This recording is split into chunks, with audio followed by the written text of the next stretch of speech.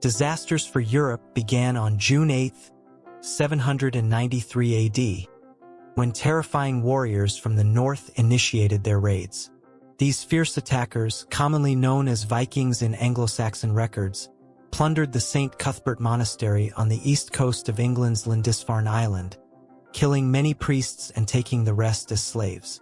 This attack found its place in the horrified and fearful lines of the devout Christian monk Alcuin. Alcuin wrote about the slaughter of the priests of God's holy house, stating that the most sacred place in Britain was destroyed by men. While this event was a shocking tragedy for the Christian world, it was only the beginning of Viking raids. In the following years, Viking raids intensified.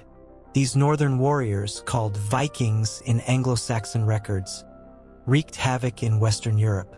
The military successes of the Vikings, with their advanced strategies, brute force, and cruelty, cannot be explained with a simple description.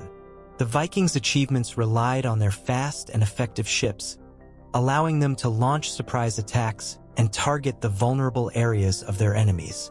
The Vikings not only increased their military power during wars, but also enhanced their economic strength through taxes collected as a guarantee of peace. Thanks to the ability to travel quickly and easily land on vulnerable coasts, Viking ships brought the Vikings deep into the continental interiors of Europe. Various weapons were used by Viking warriors, including swords, axes, spears, arrows, and bows. However, the specific weapons used often varied depending on class and region. Shields were considered mandatory equipment for every Viking warrior.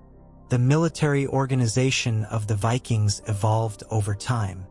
With the invasion of England in 865, Viking forces rallied around the Kingdom of Denmark and began to act more organized. Viking armies emerged as a result of conflicts among the Scandinavian aristocratic class. Warriors who became landless had to travel westward, leading to the famous Viking sea voyages. The success of the Vikings relied on careful strategies, logistical planning, and skills in warfare and diplomacy. Viking ships, with their speed and flexibility, could cover long distances and reach the shore without the need for a specific port. Viking warriors, with their fierceness and courage in conflicts, intimidated their enemies and gained superiority.